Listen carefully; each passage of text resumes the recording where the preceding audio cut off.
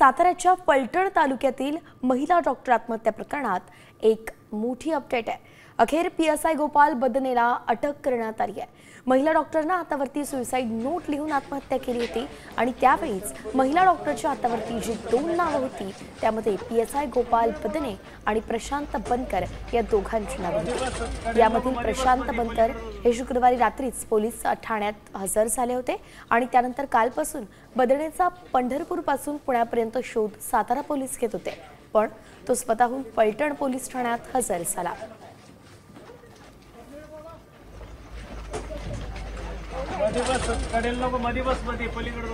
दृश्य आपण पाहतोय गोपाल बदने निलंबित पीएसआय आपण पाहतोय जो काल शरण आला होता आणि त्यानंतर आता दोन्ही आरोपी जे आहेत ते सध्या पोलिसांच्या अटकेत आहेत।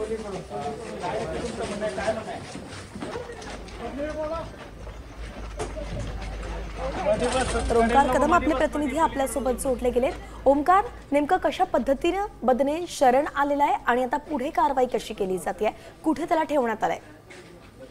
काल रात्री फलटण ग्रामीण पोलीस ठाण्यामध्ये बदने हा पीएसआय स्वतःहून हजर झालेला आहे आणि त्यानंतर पोलिसांनी त्याला फलटण मधील ग्रामीण रुग्णालयामध्ये नेऊन तिथं त्याचं मेडिकल केलेलं आहे आणि मेडिकल केल्यानंतर पुन्हा फलटण शहर पोलीस ठाण्यामध्ये त्या बदनेला आरोपीला ठेवलेला आहे। आता दुपारी आज ते कोर्टात हजर करतील आणि त्यानंतर एकूणच पुढच्या सगळ्या गोष्टींना सुरुवात होईल।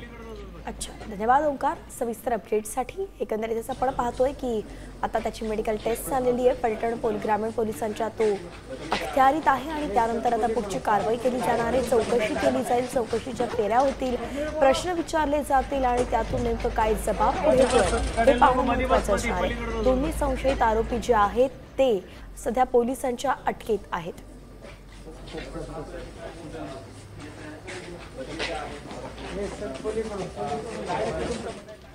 तर आपण पाहतोय रात्री फलटण ग्रामीण पोलिसांसमोर स्वतःहून बदने हजर झाला, त्यानंतर गोपाल बदनेला शहर पोलिसांकडे सोपवण्यात आलं। फलटण शहर पोलीस ठाण्यात बदनेची 1 तास चौकशी चालली। चौकशीनंतर फलटण उपजिल्हा रुग्णालयात वैद्यकीय तपासणी करण्यात आली। पोलिसांच्या व्हॅनमध्ये बसल्यावरती माध्यमांसमोर हात त्यानं सोडले।